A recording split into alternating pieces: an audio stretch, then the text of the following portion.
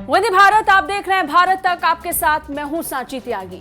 चीन और ताइवान के बीच में विवाद लगातार गहराता हुआ नजर आ रहा है और यह विवाद तब बढ़ा जब अमेरिका की हाउस ऑफ रिप्रेजेंटेटिव के स्पीकर पहुंची ताइवान। अब इन सब के बीच में यूक्रेन की एंट्री बहुत दिलचस्प है। दरअसल यूक्रेन के राष्ट्रपति वोलोदिमीर ज़ेलेंस्की ने चेतावनी दे दी है चीन को और कहा है कि रूस को अपना समर्थन देना चीन बंद कर दे। क्या है पूरा मामला, आगे आपको बताएंगे। यूक्रेन के राष्ट्रपति वोलोदिमीर ज़ेलेंस्की ने अपने एक बयान में कहा कि चीन को यूक्रेन के खिलाफ युद्ध में रूस का साथ नहीं देना चाहिए। ज़ेलेंस्की ऑस्ट्रेलिया विश्वविद्यालय के छात्रों को ऑनलाइन संबोधित कर रहे थे। इस दौरान उन्होंने 21 ऑस्ट्रेलियाई विश्वविद्यालयों को संबोधित किया। रूस और यूक्रेन युद्ध के बीच चीन के रुख को लेकर एक छात्र के सवाल पर ज़ेलेंस्की ने इस दौरान कहा कि वो चाहेंगे कि चीन का रुख भी अमेरिका और ऑस्ट्रेलिया की तरह ही हो। अमेरिका और ऑस्ट्रेलिया समेत विश्व के कई देशों ने फरवरी से चल रहे युद्ध की शुरुआत के बाद से ही इस युद्ध की निंदा की है और इस युद्ध की निंदा करते हुए रूस पर कई तरह के प्रतिबंध तक लगा दिए। हालांकि इससे उलट चीन ने रूस को अपना खुला समर्थन दिया और एक पक्ष का चुनाव करते हुए अमेरिका के खिलाफ और यूक्रेन के खिलाफ जाकर खड़ा हो गया।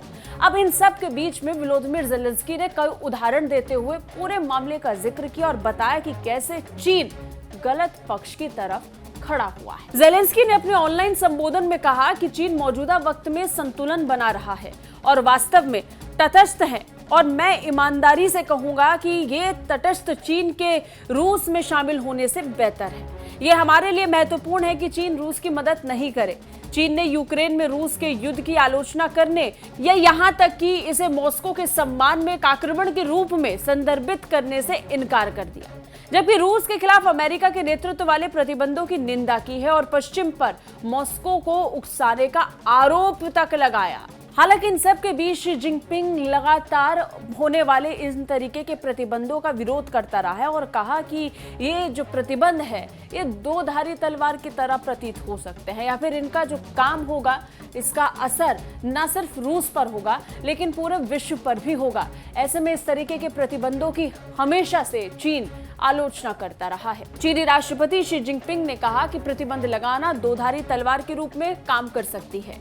वैश्विक समुदाय, वैश्विक आर्थिक प्रवृत्ति और वित्तीय प्रवाह के राजनीतिकरण और इसके अलावा हथियार से पीड़ित भरा होगा। ज़ेलेंस्की ने इसी तरह कनाडा में जून में और जापान में पिछले महीने के ऑनलाइन विश्वविद्यालय मंचों को संबोधित किया था। उन्होंने नाटो के बाहर किसी अन्य देश की तुलना में यूक्रेन को ज्यादा समर्थन देने के लिए ऑस्ट्रेलियाई सरकार का धन्यवाद भी दिया था। बता दें, जब से रूस और यूक्रेन के बीच में जंग छिड़ी है तब से लेकर आज तक चीन लगातार रूस का खुला समर्थन करता हुआ नजर आया।